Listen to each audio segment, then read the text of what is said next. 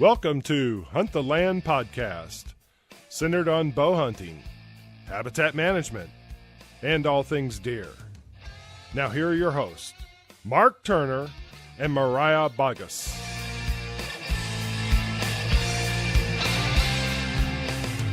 Hey guys, I'm Mark. And I'm Mariah, and this is episode 18 of Hunt the Land podcast. Well, it's early November, and we're going to be talking about a very timely topic on the podcast today, and that is calling. So we're going to be talking rattling, grunting, snort, wheezing, and how to call in deer using those handy little acorn crunchers that everybody's got. So stay tuned.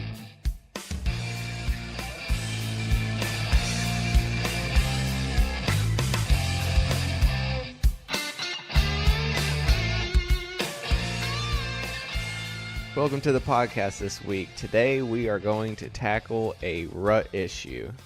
Yes, it is November. It's actually November 5th while we're recording this. And the rut is... Wait, it's the rut? Yeah, that's what I've heard, at least according to Facebook and Instagram. Not around here.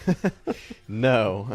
It's dead here, and we can get into that in a second. But man, like, I don't know about you, but every time I get on social media, it's just a huge reminder that, it's prime time about everywhere else, but here right now, it's kind of sobering. I don't know. I love seeing that people are killing deer, but I don't know about you. But for me, it's frustrating. I'm ready to get out there. I have a love-hate relationship with social media right now. It's really fun to see everybody shooting deer and having a good time and everything else, but it just kind of, on the other hand, it's just kind of sad. Although I will say, some people's social media has been kind of, I hate to say kind of nice because I feel for them, but I don't know. Do you follow Wired Hunt on Instagram? I do. Yeah, I've been keeping up with that story. Have you been seeing that story? Mark I feel bad for him, like with the whole deal with Holyfield, and then I think there was this buck that went by this blind, so he set the blind, then it went by the stand he was in, so he set the blind again, and it went by the stand again, and then he set the stand, and it went by the blind, I think 2 more times, or something ridiculous like that, and I'm just like, yeah, that's how I feel like my rut's gonna go when it rolls around. So I feel for the real people that aren't just dropping booners on the ground every 30 seconds or so, it seems like. Yeah, well, I mean, you got to see him to shoot him. So exactly. And I haven't shot any does recently, so that's kind of an indicator of how many does I've been seeing down here. Yeah, exactly. Well, luckily, I told you, but I finally, after who freaking knows how many sits, saw a deer. You did? Well, it had been a rough go. Yes, I finally did. It had been a rough go at the start, and I think I was trying to be too complicated with things. I was trying to do different stuff, and versus just sitting where the deer are going to be. And so last night I hunted it was last night I hunted a drainage. And granted, it's all just, I had scouted it out last year actually, and about a half mile down in this drain, it's in the middle of this. It looks like a clear cut, but it's actually a young longleaf pine planting that they've been burning some, but it's pretty thick. I mean, it's like a 3-year rough or something like that, and so it looks like good deer bedding cover, and all around that area, and then that drain is mostly just water oak and sweet gum and red maple and a bunch of junk. But I always underestimate water oak, and I still am not a huge fan. For a lot of reasons, but in the middle of that clear cut, if the deer want acorns, that's where they're going to go. And so there's a bunch of scrapes, and there's actually some fresh rubs and scrapes. I found a rub that's about as big as my leg on a tree, about as big as my leg on a musclewood. Oh wow, that big. So that was pretty cool. Yeah, and saw some fresh scrapes too. So I was thinking it might be a pretty good sit, and ended up seeing a doe. She walked by at about 35 yards, stayed in some brush, but that's okay. I was pretty content to just see a deer. So now that I've got that monkey off my back, I'm going to stop being stupid and hunt the things that I know work versus trying to trying to do different stuff. So, Yeah. needless to say, hopefully, maybe sometime this week I'll get out. I don't know. Yeah. Who knows? Well, I feel for you. I've kind of I've had a time trying to get outside and hunt, and it's sad to say, but in the last week I've only sat once. I sat the other morning, and it was super, super windy. Had a storm rolling in that day, which is why I didn't hunt the evening, because it was total washout, and I was just like, I had work to do that I figured I was better off working that day so that I could hunt later this week, hopefully. But so I hunted that morning, and I climbed up. It was a great spot. The acorns were raining down. They were overcut oaks, so I wasn't too sure how much the deer would be in there, but I knew there was a lot of deer sign there. And I was sitting there about an hour and a half or two, and I heard something walking behind me, and lo and behold, this coyote comes through at like 40 yards. But it was like dead downwind. That's what was throwing me. I knew my wind was blowing that direction, but he still hadn't caught my wind yet. So I started squeaking at him, and like that's about the time that he caught my wind and ran off. And so Of course. yeah, but I mean, it was a pretty coyote. I would have loved to have shot it for a fur piece. Like it was a pretty cool markings. Like it had a real dark coat. Like it was a pretty dog. And I guess like 30 minutes after that or so, I looked way down through kind of the cypress break I was sitting on. It's a dried up cypress break.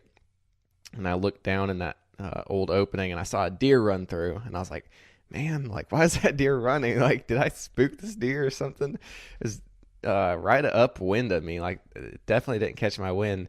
And then a second later, ran back the other direction. So I think it was just a fawn or something playing. And that concludes all of my hunts for the last 7 or 8 days. That is all of the action. So moving on, that is my hunting right now. So I'm really hoping to get out this week, and definitely this weekend. I really got to get out there. Speaking of this weekend, I know you're going to be going home. It'll be peak rut. That's right. And that is kind of aligns with our topic today, which of course is talking about calling and everything. But before we get to that, I'm curious. So you hunted last weekend, and we talked about that. It was kind of started off really hot and was kind of a slow hunt. But going off of your intel from the cameras and hunting last weekend, is there any specific stand or any specific idea of where you definitely want to hunt, given you have the right wind, or is it just gonna be kind of a play it by ear deal? Yeah, and that's kind of I'm kind of up in the air on all that right now. I'm kind of trying to decide. One thing I'm thinking about doing, and I'm not a huge fan of doing this, but I know this is something you've done in the past, is I'm thinking about going whenever I get there at, oh gosh, it's going to be Oh, I love it. midnight. Yes, do it, Mark. You think I should? I'm gonna do it when I go home next weekend. I've decided. Yeah.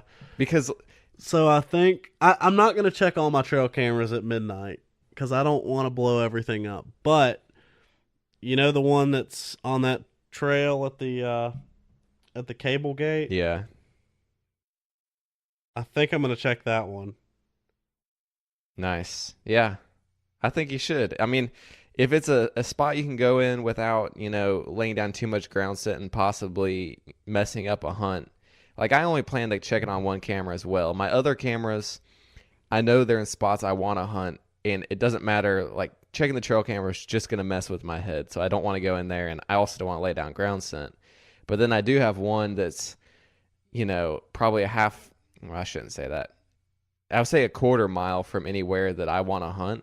And so I'm just like, it's more of an inventory camera. So I'm going to probably check that one at night. And my all right, so a little tangent here, but my thought behind that is like, for one, that frees up my day. I don't feel like I have to, or I'm not being driven to get out of the deer stand the next day, and gives me a better potential to sit all day since this is a rut. It's not like, oh, I need to get down, check this camera. It's not a temptation to get down and check a camera. So that's done. In the middle of the night, I can't hunt. Plus, if I spook a deer, I mean, I've heard guys say, it's better to spook them at night because then you're conditioning them to encountering people during the night instead of during the day, which I don't know how much merit there is to that, but I mean, it does seem to make sense. And, on top of that, deer are crepuscular. So, I mean, most of their movement is supposed to take place in the evening and in the morning. And if you look at any, trail camera data set from scientific research, most of them, unless there's something going on that's affecting, deer movement, most of the movement is right at sundown and right at sunrise. I mean, that's just kind of the natural timing of deer movement. So it's my thought that, I'm not going in there and checking them right at daylight. So it's, checking them in the middle of the night is pretty comparable to checking in the middle of the day. Yeah, it's true. I think the thing is that people don't, I mean, it's kind of one of those deals with like it being the unknown. Like during the daylight, you can kind of sneak around and you don't expect to see deer on their feet. But you're definitely right that a lot of the time you can get away with checking them at night. But at the same time, I think about a lot of the places my cameras are, I really don't want to drive in there in the middle of the night and spook deer off of either a food plot or something like that. So I think I'm going to sneak in, check that one, and depending on what that one tells me, either, and that may even be what I base my hunting on. If I'm seeing some good deer on that camera, then I may hunt that property. If not, I may go down to the other property with the pines on it because, typically that camera picks up at least a fair. I mean, it's not going to pick up everything, certainly not, but it does pick up a fair amount of just the general activity on that property. And I mean, I don't know if you remember, I'm sure you do, but the buck that you filmed me shooting, he was on that camera. Yep. The evening before at like 8:00. Yeah. And so your point there when you're talking about driving in and everything, that reminded me of another reason I have behind checking them at night if needed. And that's that if you walk within 100 yards of a deer during daylight, like you're going to blow that deer out of there, no doubt. But at night with a headlamp on or a flashlight, I mean, it's not uncommon to walk right past a deer. Like if I see a deer, usually I just kind of change my route and walk past them. And it's very rare for me to actually make a deer blow at night and run off. I pretty much have to about step on them at night. So that's just another reason. I think you can slip in. I think given the same amount of deer in daylight in the area versus at night, I think your chances of slipping in there and checking the camera and slipping out and not spooking deer is much higher in the middle of the night. So that's true. I mean, I'm not saying go and check all your cameras at night, like just to do it, but I mean, I would encourage you and anyone out there to at least try it if you think it's something that could benefit you. Yeah, the other thing I think about too, though, that is kind of the main thing in my head right now is, it's the rut. I know the stands that are good during the rut. Am I really gaining that much by checking cameras? I don't think I'm hurting anything by checking that one camera that's really close, but just thinking about some of my other camera locations, I don't really feel like I'm gaining much, and I think I'd much rather sit until, yeah, you're right, like I'd rather not go check all my cameras in the middle of the day the first day. I don't necessarily know that that's the best plan of attack, but if I check this one camera, it shows good activity on that one property, I'll hunt there. If not, I'll go sit on another property, and if I sit over there, I'll just go ahead and pull all the cameras that I have over there, during like 2:00 or something, 1 or 2:00, sometime that deer are probably least likely to be moving. Just, early afternoon is typically when I feel like is the least likely time to see a deer. Yeah, seems not always. Seems like a good game plan, for sure. I mean, and another thing too that's kind of nice is it is it is the rifle opener, and I plan on having the bow in the tree with me, but at the same time, you better believe if I'm going to be, I'm at least going to have the rifle with me too. I mean, if I'm not, I don't get home to hunt enough to not carry a rifle with me if I have the opportunity. That's interesting because I know we've had this conversation in the past, and in the past you voiced the idea that hunting with both was pretty much comparable to just hunting with the gun and only taking the Yeah, and gimmies that's with the bow. I'm right. I'm certainly not saying that I'm gonna do that. I'm just saying that I'm more likely to do that than just carry a bow. Yeah. I'm definitely not gonna just carry a bow. It's just not, as much as I would love to do that. I don't get home enough to hunt, and it's one of those deals where I'm gonna be kicking myself if a good deer walks by just out of bow range or something like that. Um, I don't necessarily feel differently about the whole carrying both to the stand. And I probably will just take a gun, but who knows? I may change my mind. But I think that first morning, I'd like to sit the tower stand that's over the biggest field that we have. Either sit there or sit down in that bottom where I shot that. Probably sit down in that bottom where I shot that buck that I was talking about. That's kind of it's a pinch point, and it's also got the opportunity to shoot deer out in the field. Certainly, this all depends on the wind, but just having the opportunity to hunt with a rifle as well, I kind of want to open up my options, and as well as get my eyes on some deer, because I do feel like one thing with the rut is I feel like if you can get your eyes on a doe, and I haven't had, I guess I shouldn't act like I've had all these times that this has happened, but there's been a couple times I can think of that I definitely got in an area with a hot doe and observed it, and then was able to, I may not have ended up killing a deer on it, but was able to at least like adjust and see some more deer, like either dogging that doe or just kind of cruising through that area. Yeah. And so that's one thing that I feel like I'm going to try to capitalize on, is just get my eyes on some deer the first morning, hopefully. But I don't know. We'll see. It's going to be interesting for sure. But I do think I'm going to check that one camera, and that'll kind of be the deciding factor on which property that I hunt. But aside from that, we'll have to wait and see. I'm hoping at about 8 a.m. I send you a text message with a good buck on the ground and kick my feet up and relax the rest of the trip. But I'm sure that won't be the case. I'm sure if I kill one, it'll be the last morning. Yep. So that's kind of what I'm gonna expect. I will say this: the other reason I'm carrying a rifle is I'm not gonna say the first hunt that if a doe walks out, she's gonna die, but definitely by about, I'm going to hunt Saturday, Sunday, Monday, Tuesday. Well, I may not get to hunt Tuesday, but just depending on some stuff that's going on, some family stuff. But regardless, Monday morning, if a doe walks out, she's going to be in trouble because it's November. I can't remember the last time that I hadn't had a deer killed before November. Yeah, that's I can't remember the last time I didn't have multiple deer killed before November. I can't believe you're letting me outdo you. I mean, that's what's going on right now. I know that's the only reason really. I will say that is one thing that I do consider taking a bow, is not for the noise factor, just so much as it's good to get more experience shooting more deer with a bow anytime you have the opportunity. So I might consider taking a bow with me, just if I had an opportunity to shoot a doe if she came in pretty close.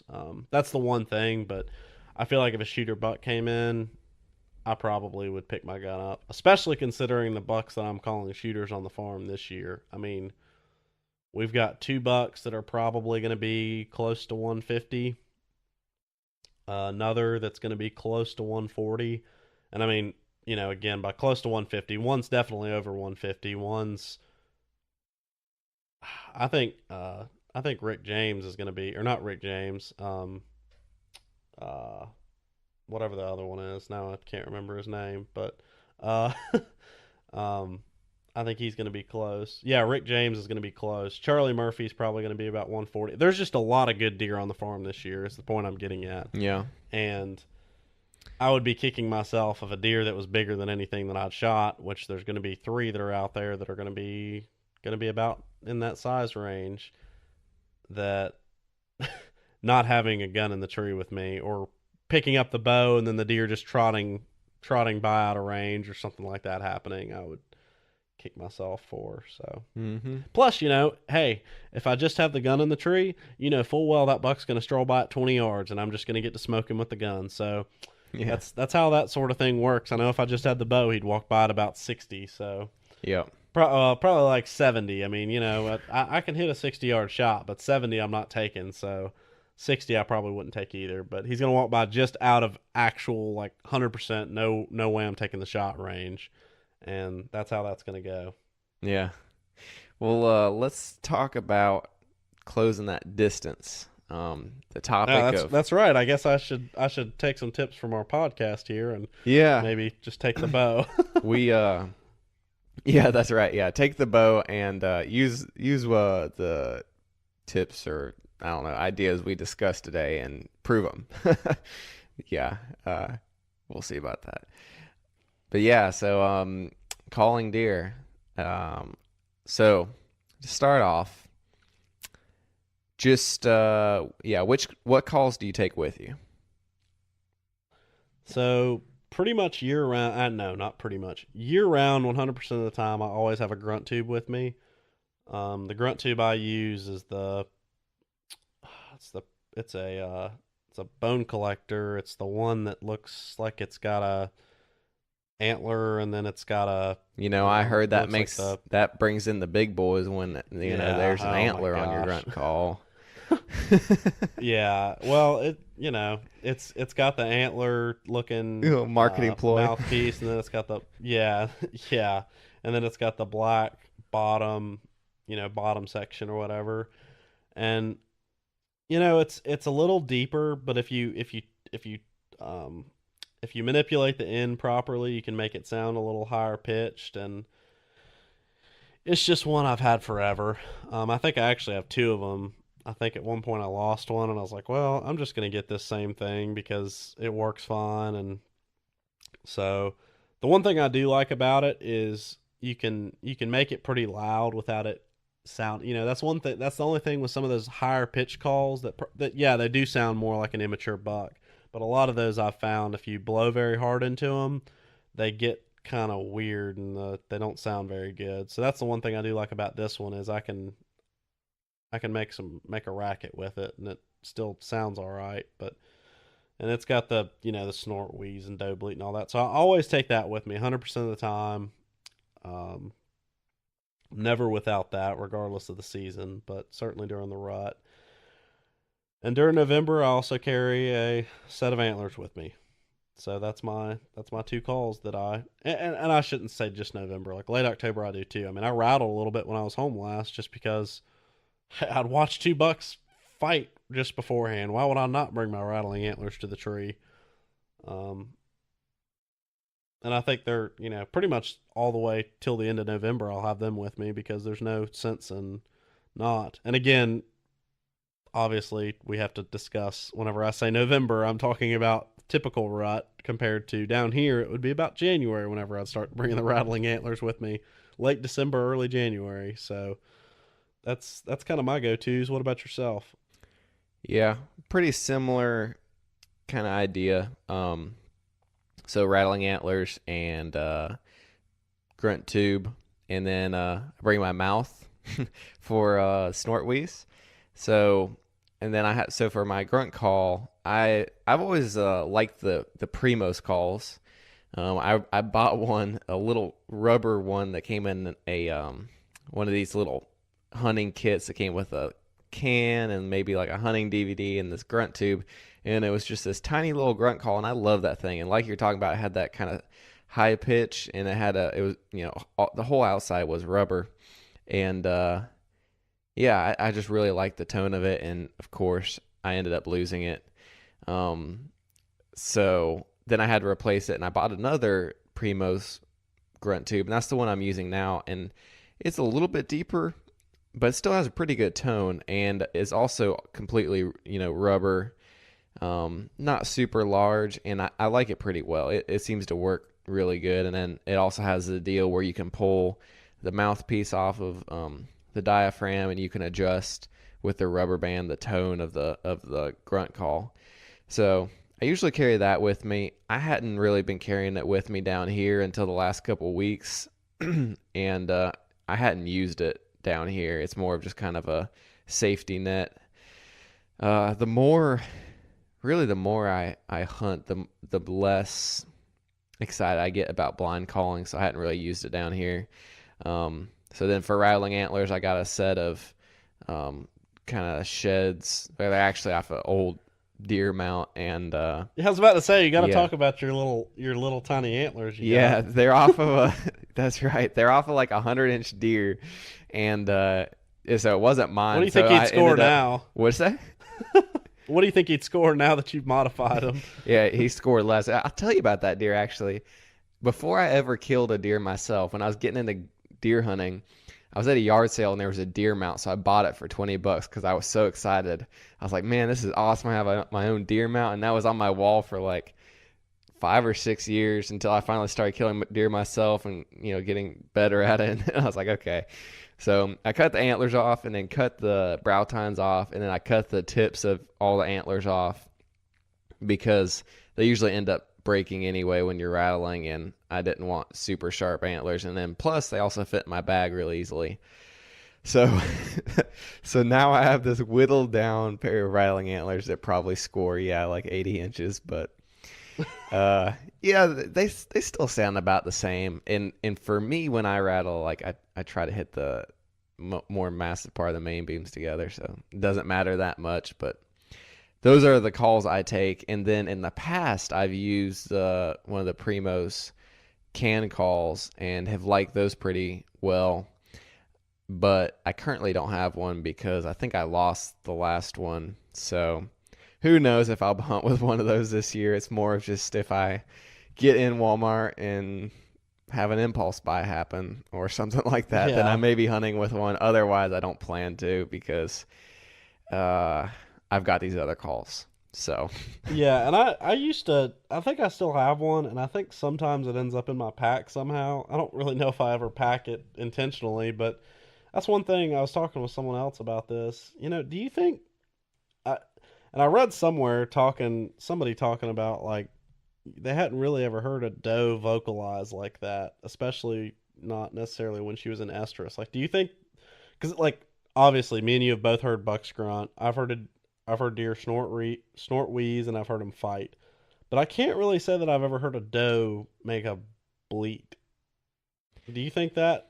Do you think that's an actual vocalization that happens, or do you think that's something else? No, I think it's a vocalization that happens. I know, like, talking from people who spend a lot of time around deer, they hear deer bleat, and it's not an estrus. Like, it's not a bleat that it doesn't only occur when they're in estrus. Like, that's just kind of marketing hype. Yes, they make that noise any time of the year, but I will say this: I've never heard it. I've heard a lot more deer grunt, and I've heard a lot of does grunt. Like, all the time here, does grunt just a little, something like that. Like, the first weekend of bow season down here that I hunted, I had a doe come in, the buck that was with her, it was just a little, like, yearling or 2-year-old that was in front of her. He had just shed velvet. Like, that's how early it was. And the doe behind him grunted a couple times coming through. Like, they grunt all the time. So I don't know. Everyone wants to say, oh, it's a tending grunt or whatever when they make grunt call, grunt sounds. But to me, more than anything, I'm just trying to signify that, hey, there's a deer over there. Unless sometimes I'm a little bit more specific with my calling in like the vocalizations I make. But I guess to answer your question, I think I believe it's a real sound, but I don't think it in any way signifies that there's a hot doe over there. It's just, there's probably a doe over there. Yeah. Do you think that, I guess that kind of going along that same line, this is something I've thought about before. A lot of the time when you hear bucks grunt, it's when they're kind of moving fast or have just exerted themselves or something like that. I personally, and I don't, again, I'm not an expert in deer vocalization or anything like that, so this is just kind of shooting the breeze, but do you think that grunts are, like, I'm sure that certainly some percentage of grunts are like these planned vocalizations where they're actually doing something. But I also feel like there's a fair amount when it's just kind of they're just like trying to huff and catch their breath and it just makes a noise. Like do you know what I'm getting at, or does that make any sense? I I get what you're saying. I don't know if it's so much an accident, but it's more of just kind of like, I don't know. You know, like as people, sometimes people will talk to themselves or something. And no, I'm not saying that deer are Yeah. talking to themselves, but I think it's more of just like they do it because they can, and it's just kind of a little like, yeah, maybe like what you're saying, like a little exertion, like they're just walking along like, you know, like, I mean, that's usually kind of what it sounds like. Um, Yeah. and like, but I've definitely heard, you know, deer in groups, like especially does, and they'll grunt, and usually like, I've seen it where, you know, a couple deer are playing, or maybe it's the doe, probably matriarchal doe, like she'll, or the oldest doe in the group will be like, she'll grunt at a deer like if she runs it off. Like I've seen that happen, but I've also seen deer grunt. Like last year hunting during the rut, I had a yearling buck come through and grunt, and he was the only deer around. So that would definitely side more with what you're saying, and that he's just kind of, he's walking along, so he just grunts. It's not because there's any deer around he's interacting with. He's just making sound, you know? He's just being a dumb little yearling buck just trying to get himself killed. Yeah, I mean that's really what he's doing, but he That's some almost hunter. Oh, sounds like a big boy. he almost did too, because when I first saw him, I thought he was a doe. He was broke gosh. off like right at the bases, like his antlers were no taller than a half an inch. I think he has a spike that was broke off on both sides, but so I almost shot. You know, when Little I first saw suicidal him, deer. yeah, yeah, a real stud there. But yeah, grunt tube and rattling antlers are my two main things that I take to the tree at all times. And I don't know, like, have you so I think we've talked about grunting before, but like, do you have any like success stories that come to mind or anything like that when you've used calling? I can think of one, but Yeah, I can think of several times I've grunted and rattled in small bucks. I can think of one time very specifically. My personal success story is that buck that first mature buck I shot over at your place, and we had a doe and a fawn or two come through, and they're acting really nervous, and we waited. We talked about it, that we thought that there was probably a buck behind them, just the way they acted, but there was nothing behind them. So we waited till they went over, kind of off the little ridge we were on, or off the little hill, and down into the bottom. And then I grunted 2 or 3 times, not super loud, so as to like alert those does, but it was, probably just kind of moderate to maybe a little low. And then, a second later, I heard a twig snap, and the buck cleared the brush, and I shot him, and it was a stud of a buck, like first mature buck. So that was a definite success story there. And I can think of some others with I can think of 1 or 2 rattling where I several times I've rattled in little yearlings, and even a 2-year-old, and then I can think of some times grunting in some 2-year-olds and even yearlings. So those are some of the experiences that come to my mind. How about yourself?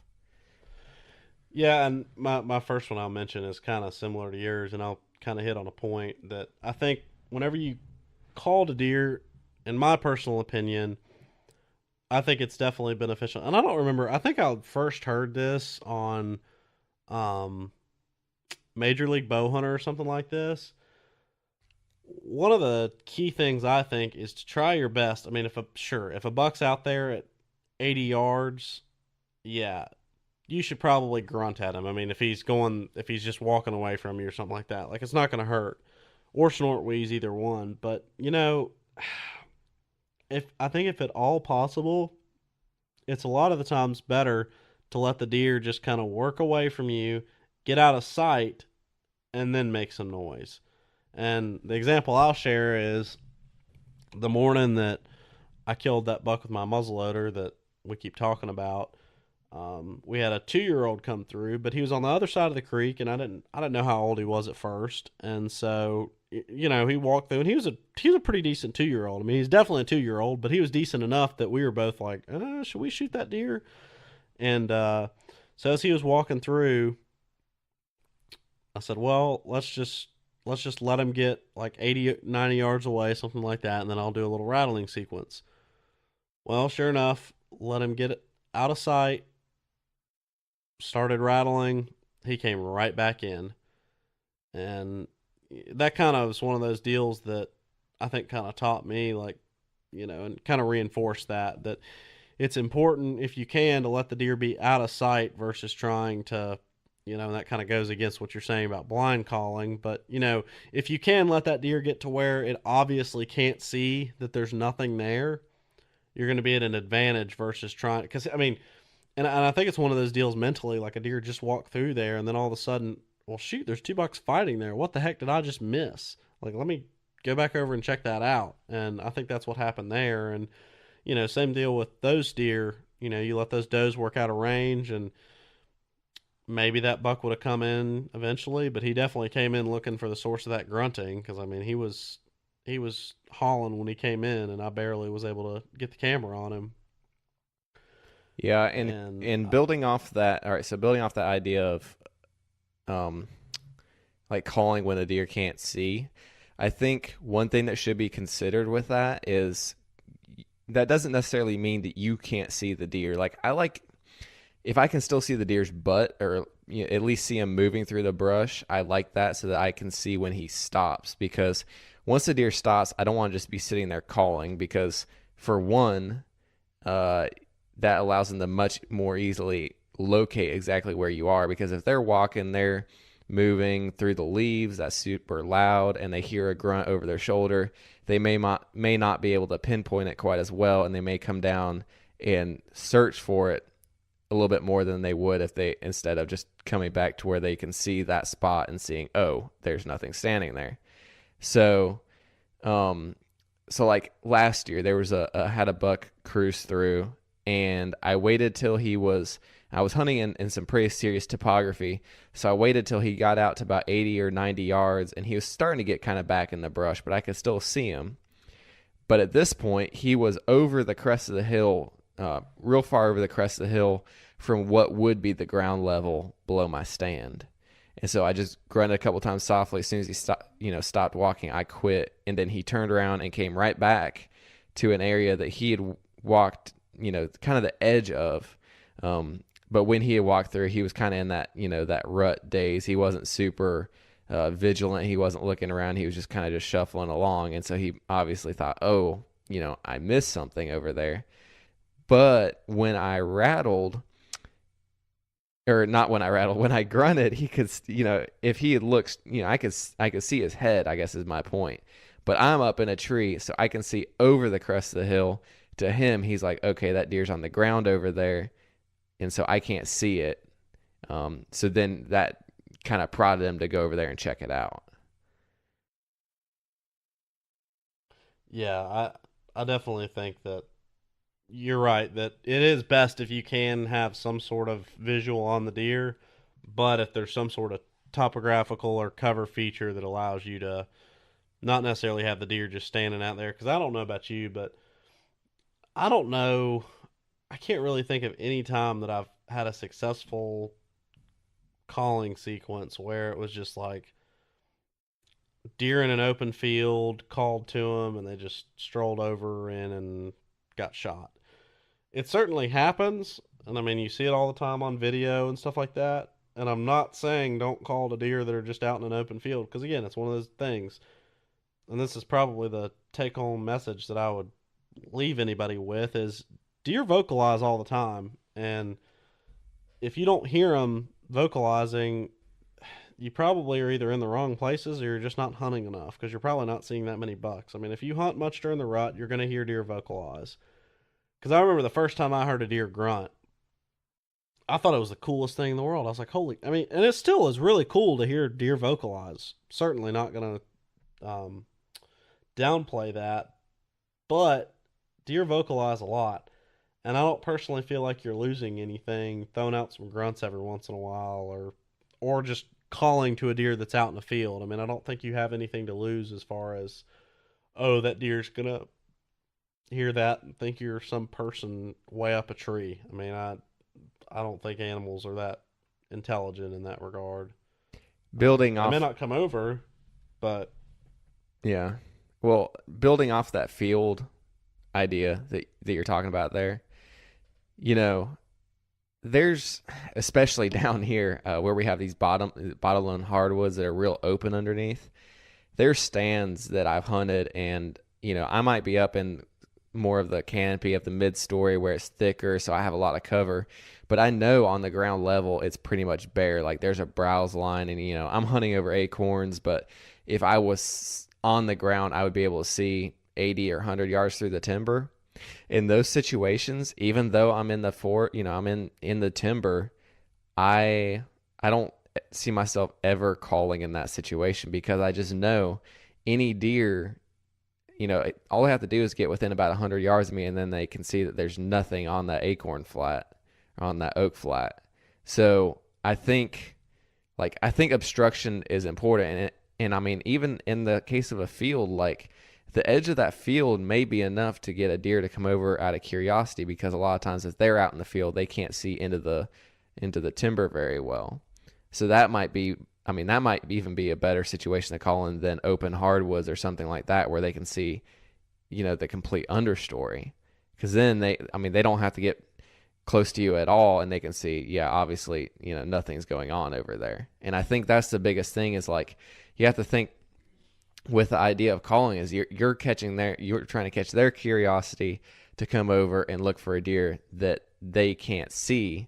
And I don't know. I just think there has to be quite a bit of cover or visual obstruction for a deer to still believe it's, within bow range of a deer and it can't see it still. Exactly. Exactly. And I think, it's kind of similar to turkey hunting in that regard, like trying to set up with some sort of topography to where you can not have them just walk in and see, oh, there's nothing here. But I think in some ways, I'm not going to say, well, I'm going to debate back and forth whether I want to say this for sure. But, I think in some ways that you could argue that deer calling might be easier than turkey calling. I mean, certainly there's not that response to where you know exactly where that animal is. And I don't think deer get quite as stupid as turkeys can be in the spring sometimes. Like they don't get as enthralled with breeding as turkeys can. Sometimes. Sometimes they do though. But you don't really have to deal, at least what I'm getting at is you don't necessarily have to deal with the fact that turkeys have to be able to see everything coming in, and they get skittish about there being a bunch of cover sometimes. And I mean, deer, really, the more cover the better. I mean, the more obstruction you can put between you and that deer when you're trying to call them in, the better off you're going to be. That's absolutely right. And I mean, so kind of building off that, so we talked about basically 2 calls that we carry with ourselves, plus, obviously have the capability of making a snort wheeze. So kind of painting the picture, here's a buck cruises by out of range. You're hunting with your bow, Mark. You didn't bring the rifle, and you're trying to call him in. So what are you going to throw at that deer, and at what order? Assuming that he's not responding, through the different calls or whatever. How do you progress through that and like maybe analyze like how that deer responds and how you would respond to that? So first things first, and I probably have the same answer as a lot of. Well, I probably have a similar answer to a lot of people. I do change my answer up a little bit compared to most people on one aspect towards the end. But first thing I do is always just throw a couple grunts at him, see how he responds. I've had quite a few, especially just immature deer that you grunt at. Early in my bow hunting career, you grunt at and they just walk in. And that works out great when it happens. It's not all the time that that's the way that it works, but hey, I mean, there are plenty of mature deer that die every year just from a couple grunts. But if that doesn't work, and obviously the most important thing is to be able to, if you can see the deer, make sure that it hears you making noise. And that's one thing I will say, like, if you can't see the deer, I would be a little louder than you think you need to be, because deer grunts are loud. I mean, it's not like they're these little quiet things. They can be loud, and there's no sense. I mean, yeah, you don't want to just blow a deer out of the world, but at the same time, I mean, if that deer, just because you're quieter doesn't mean that that deer necessarily thinks you're further away. And that's something that I think people have to consider a little bit is I, I, I can think of all the young bucks that I've rattled in or called in or whatever, um, or mature deer too. Um, they all knew exactly where that sound was coming from. None of them were like walking in, like looking past me and just kept on walking by my tree. Like they knew exactly where that sound was coming from. So just because you're quiet does not necessarily mean like, oh, they're going to think I'm further away. So I'm not saying blow the deer out of the world, but if you can't see them and you think they may be a little bit out there, you may need to call a little harder, just because you can't do the little, well, I'm just going to be really quiet and work up until that deer reacts, and then I'm going to, see what he does. So if the little grunt didn't work, I, for one, if I have enough cover to be able to get away with myself doing it, as well as the deer being able to see that, hey, or not being able to see that there's nothing going on under the tree, I typically skip the snort wheeze and go right for the rattling antlers.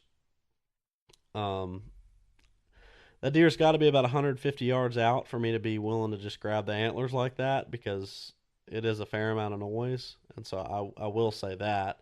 So they have to be far enough out that I feel like they could hear that and not just immediately be like, why am I not hearing a bunch of leaves and branches breaking and all that other noise that would be associated with two deer actually fighting. But I definitely think that, you know, bucks typically, when they fight, they're fighting because they're congregated. It's not just because they're walking through the woods randomly and see another buck and decide to go beat him up. They're fighting because they're congregated over a resource.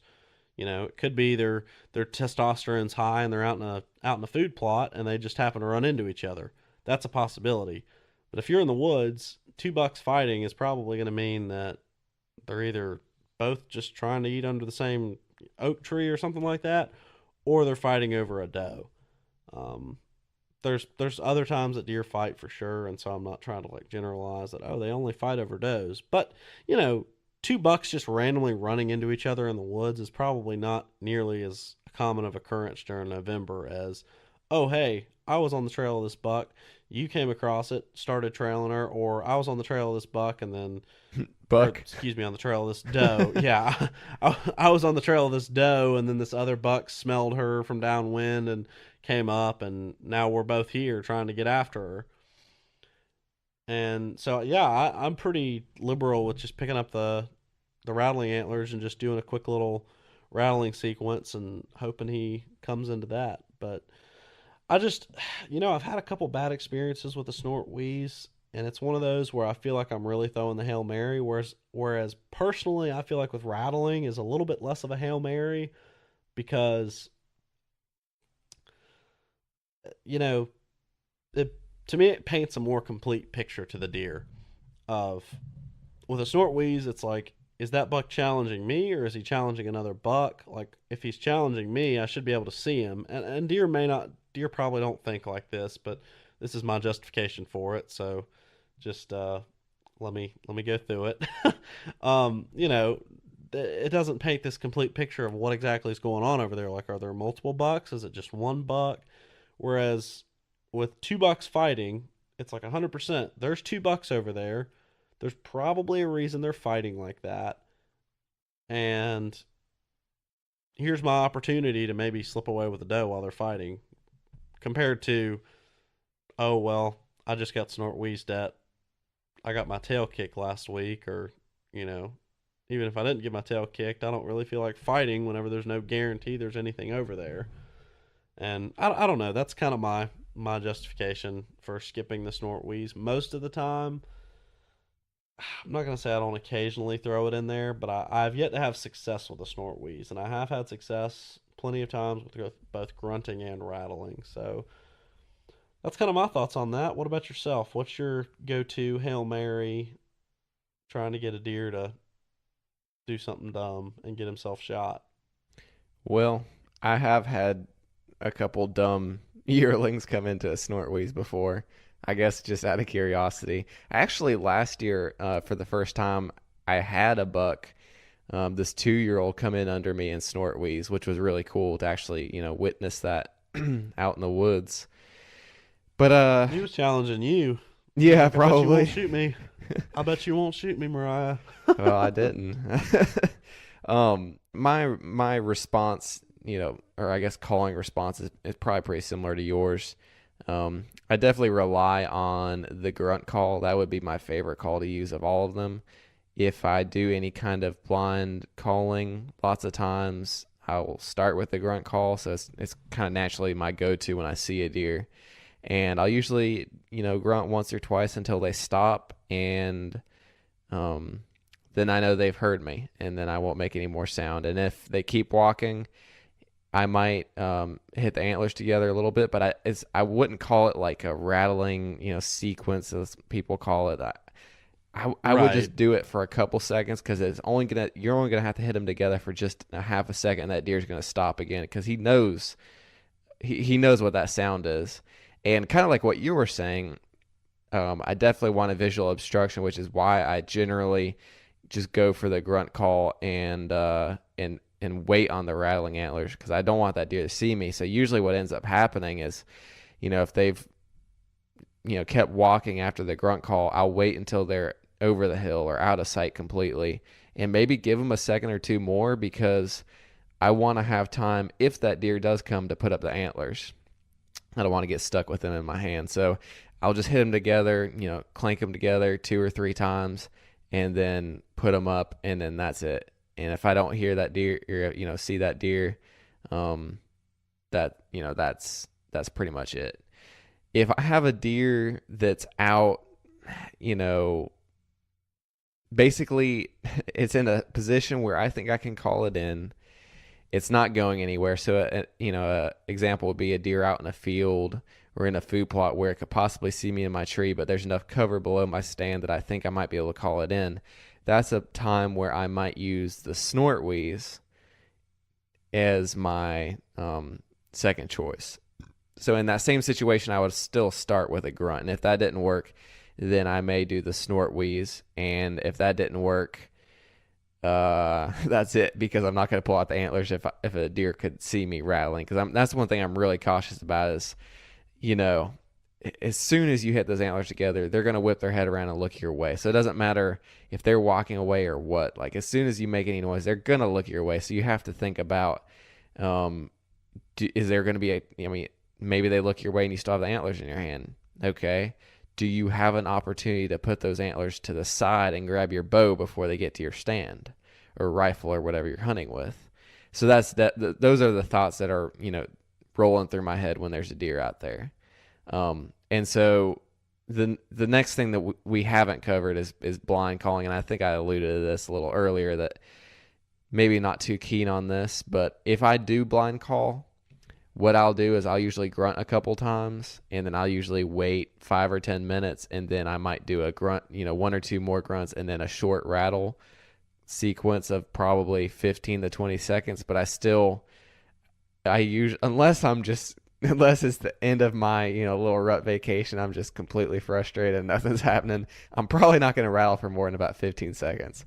In that situation, I may rattle for like a minute just because I'm frustrated. But yeah, I don't rattle for very long. I just kind of hit the antlers together, make some noise, put them up, and that's it.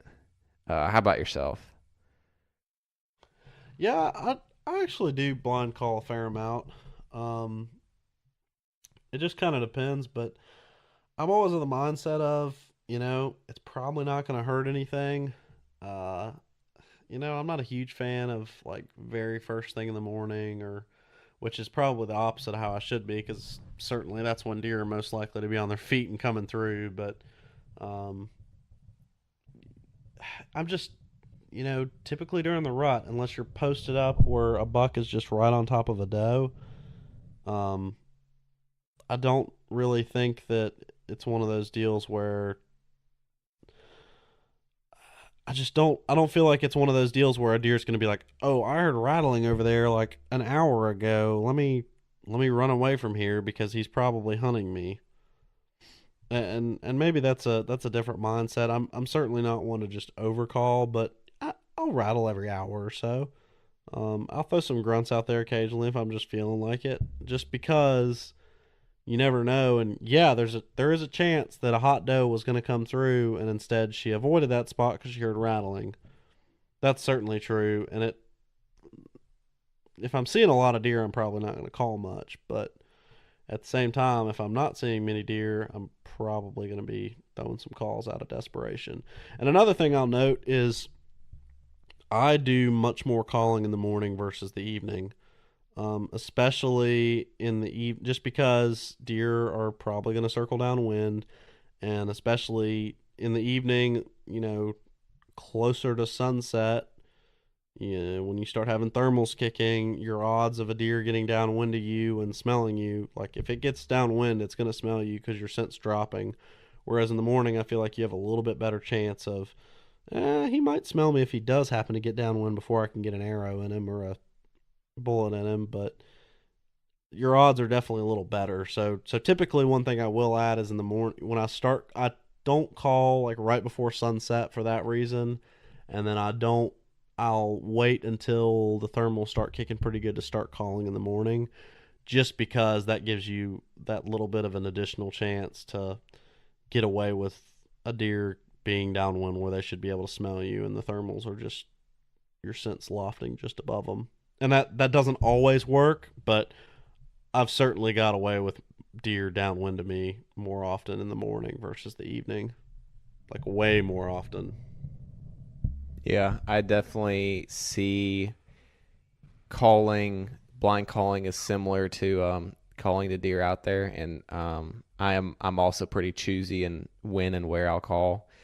I especially like my favorite place to do any kind of blind calling is on or in hardwoods on a dry day so that I can hear deer walking. Like one of my favorite things about hunting is when you hear a deer coming before you see it. And when you're in a situation like that where maybe you can hear a deer coming from 150 yards away or something that's just super dry, you may not be able to see it until it's at 50 yards. But what that allows me to do is at least enter, that calling with pretty good confidence that there's not a deer real close that I'm just going to completely blow out. Or it also will help me, if a deer does come, that I'll be able to hopefully, prepare as it's coming in. So I think that kind of is a pretty big factor for me in when I'll call. And of course, yeah, wind direction. I mean, if all the thick cover or where I expect deer to walk is downwind, well, first of all, I probably wouldn't be in that stand. But if I think there's a good chance of a deer winding me, I definitely wouldn't call. So a lot of times with food plots and stuff, those aren't really places I like to call if I'm sitting on the edge of any kind of like an opening for a food plot or a field or something, because I feel like your wind is blowing out of that food plot into the timber. I doubt you would have it blowing into the food plot any. If a deer comes in and it's in the food plot, it's probably not going to walk below your stand because it doesn't have to get within range to see that there's not a deer over at your stand. So that only leaves it coming in the timber, and your scent is drifting through a good bit of that timber. So it really kind of defeats the purpose at all of calling, at least in a lot of situations like that. I definitely agree. Yeah, I mean, calling's one of those things. I don't think it's as I hate to say as much of a waste of time because I shouldn't I don't want to get into this, but It's not it's not the some golden things ticket. yeah, some things with deer hunting are, I think, a complete waste of time.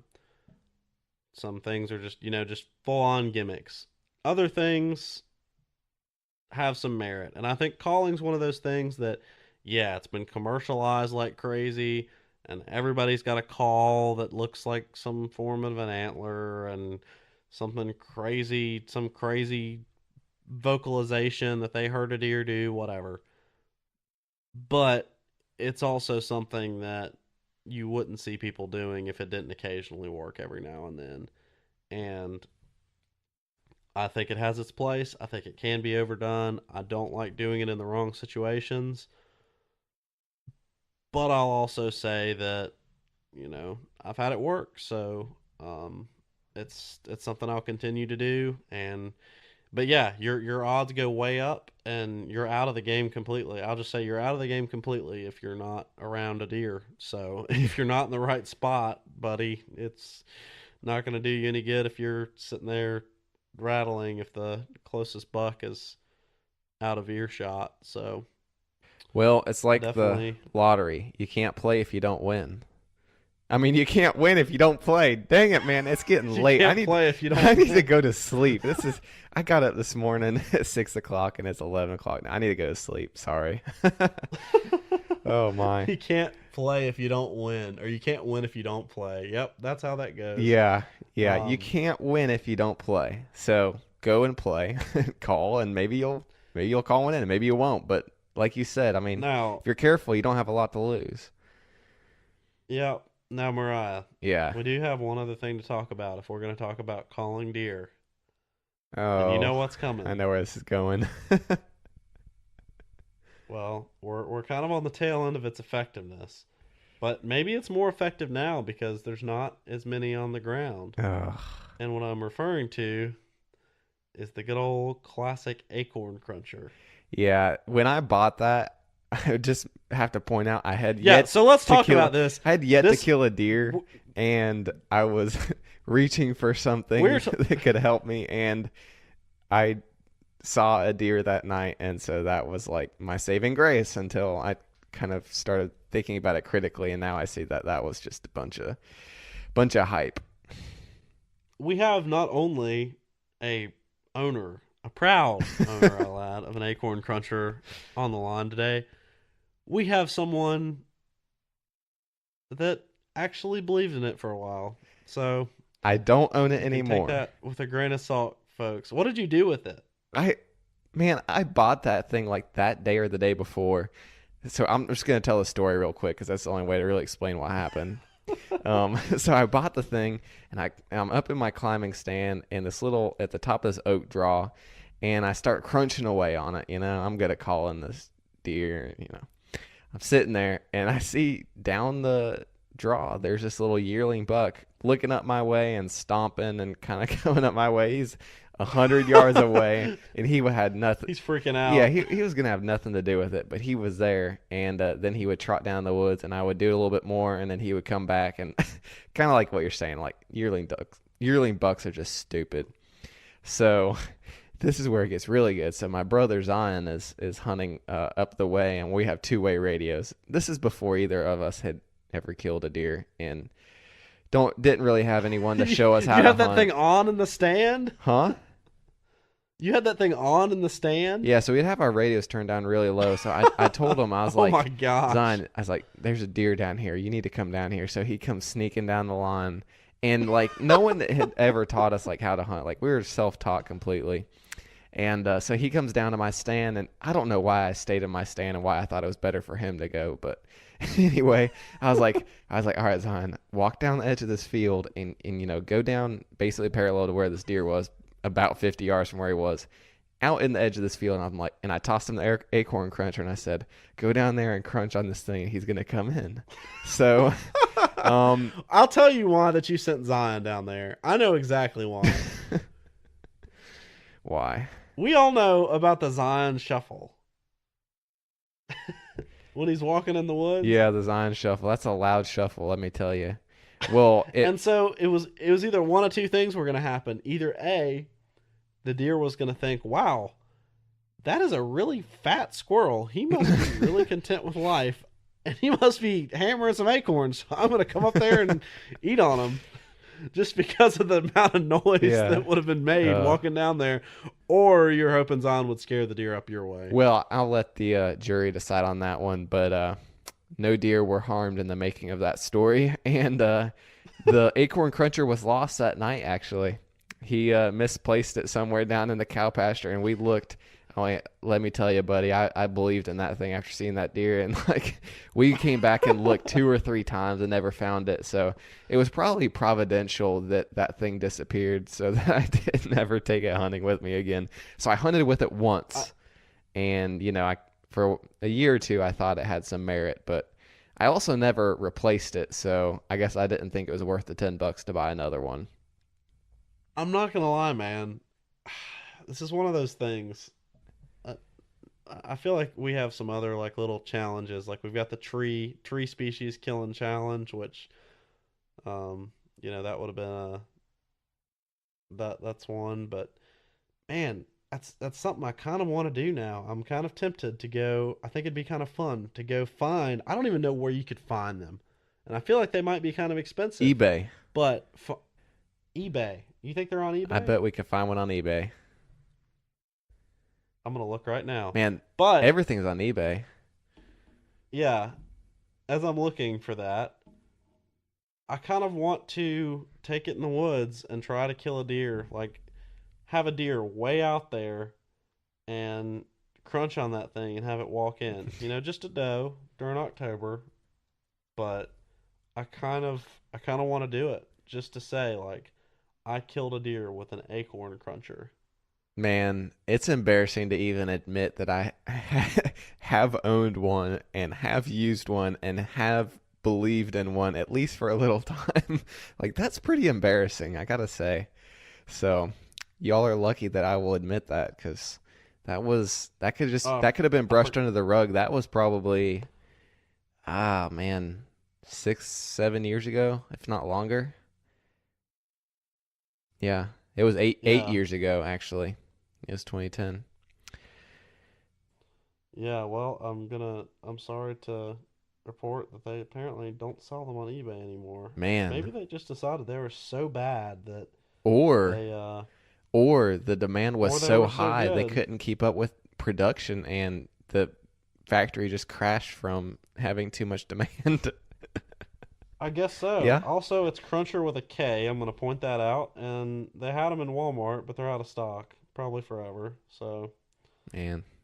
that's kind of that's kind of a bummer. I guess the future of deer calling is very bleak then. Yeah.